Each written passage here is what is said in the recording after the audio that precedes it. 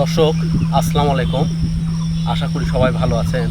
আজকে আপনাদের সামনে আমি একটা খুবই গুরুত্বপূর্ণ বিষয়ে আলোচনা করব। সেটা হচ্ছে, আপনারা জানেন বাংলাদেশে মোটামুটি সবগুলো জায়গাতেই খেজুরের চাষ হচ্ছে এবং খেজুর ধরছে। মোটামুটি ভালো ভালো রকমেরই খেজুর ধরছে, কম ধরেনি। তো যাই হোক, আমি বলতে পারি, কারণ আমার বাগানে যেভাবে আসছে আমি আরও জানি বগুড়াতে, রংপুরে, তারপরে গাজীপুরে, আপনার দিনাজপুরে প্রচুর পরিমাণে খেজুর আসছে, নাটোরে, যাই হোক বাংলাদেশের সব। তারপরে লোনাপানিতেও খেজুর হচ্ছে। তো লোনাপানি মানে বাগেরহাট, খুলনা ওই সাইডে এলাকাতে ভালো খেজুর হচ্ছে। তো যাই হোক, দেখেন আমার এই খেজুর, আজকে আমি আপনাদেরকে বলবো কোন খেজুর বাংলাদেশের জন্য সবচাইতে ভালো চাষ করার জন্য।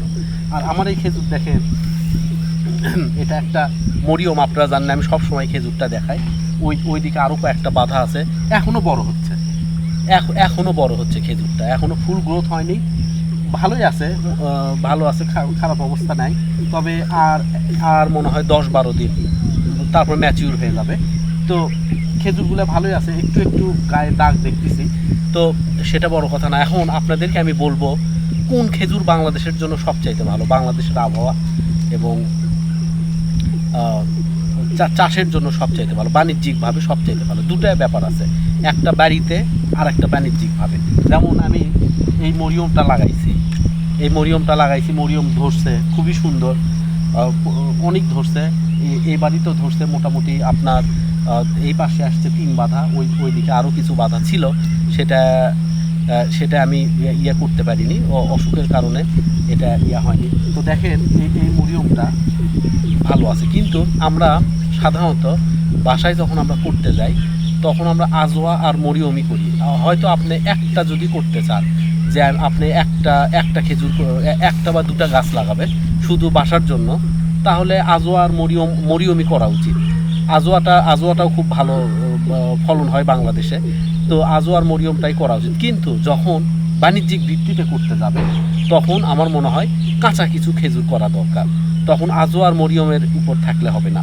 তো যারা বাগান করতেছে বেশি, তারা কাঁচা খেজুর করতেছে, তবে অনেকে শুধু কাঁচা খেজুরই করতেছে, কিন্তু সেটাও আবার ঠিক না, এর সাথে আজোয়া এবং মরিয়মও রাখা দরকার।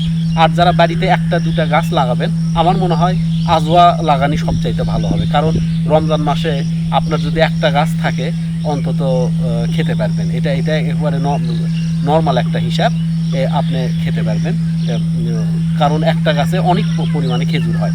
আর বাণিজ্যিক ভিত্তিতে করতে গেলে যারা বাগান, যেমন আমার এই বাগান, আমি এখন চিন্তা করতেছি কাঁচা খেজুরের কিছু গাছ লাগাবো, কারণ আজোয়া আর মরিয়ম দিয়ে আমার ফুল কমপ্লিট হবে না। আমার এটা সেল করা শুরু করতে হবে জ্যৈষ্ঠ মাসের মাঝামাঝি সময় থেকে, তাহলে আমার কাঁচা খেজুর লাগবে। আর জানেন বাংলাদেশের বাজারে জ্যৈষ্ঠ মাসের মাঝামাঝি বা শেষ সপ্তাহ থেকে মোটামুটি কাঁচা খেজুর পাওয়া যায়। তো বাংলাদেশের জন্য বাড়ি এবং খনিজি এই দুটা খুব খুব ভালো একটা জাত।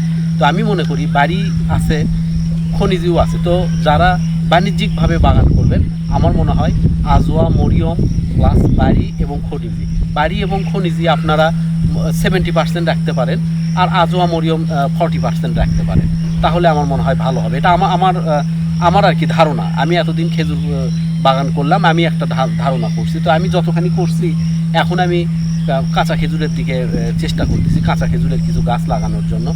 তো আপনারাও আশা করি যারা বাগান করবেন একটু চিন্তা করে বাগান করাটা ভালো, কারণ এই খেজুরের বাগান অনেক অনেক খরচ হয়। এটা আপনার কম খরচে এই বাগানটা হবে না, এটার অনেক খরচ হয়। তো সেই জন্য একটু হিসাব করেই করা দরকার, কিন্তু লাভজনক। যদি একটু হিসাব করে করতে পারেন প্রচুর লাভ হবে। তো দর্শক, আজকে এই পর্যন্তই। সবাইকে অনেক ধন্যবাদ। আসসালামু আলাইকুম।